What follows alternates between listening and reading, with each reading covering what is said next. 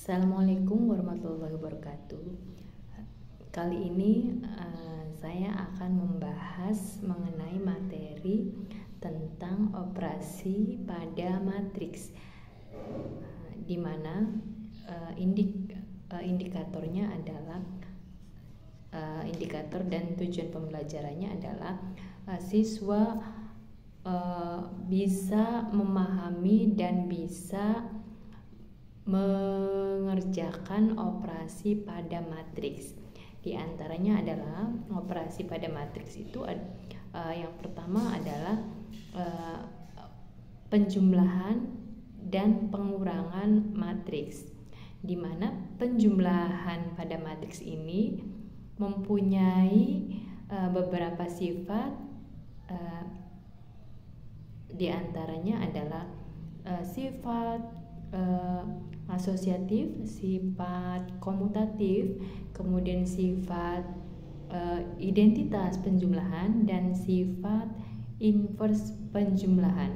Untuk penjumlahan pada matriks sendiri itu bisa dilakukan kalau misalkan ordonya atau ukuran pada matriks itu sama. Misalkan matriks A ordonya 2x2, maka itu bisa dijumlahkan dengan matriks B yang ordonya 2x2 juga. Nah, untuk sifat dari penjumlahan sendiri, yang pertama itu ada asosiatif.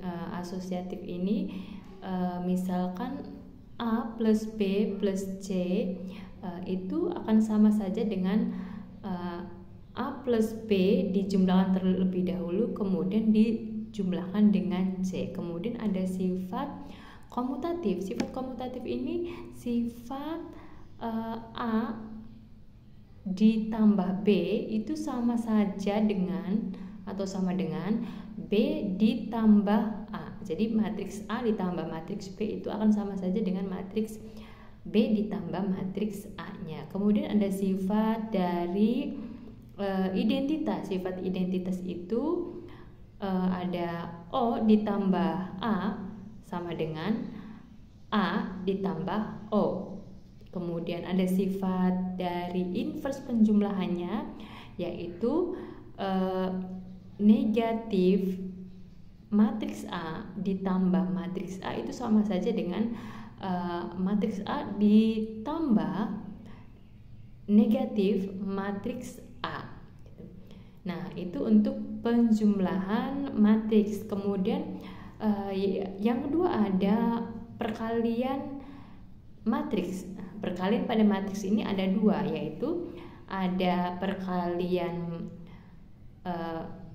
skalar dengan matriks, kemudian ada perkalian matriks dengan matriks. Untuk perkalian skalar dengan matriks ini hasilnya adalah menjadi matriks.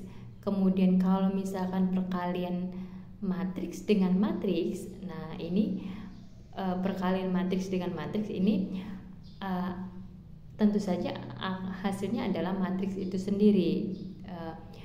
Contohnya matriks A dikali matriks B ini caranya berbeda dengan penjumlahan pada matriks, di mana kalau penjumlahan itu syaratnya adalah ordonya harus sama, ordo kedua matriks harus sama. Tetapi untuk perkalian matriks dengan matriks, ordonya ini boleh berbeda asalkan kolom pada matriks A itu jumlahnya sama dengan baris pada matriks B.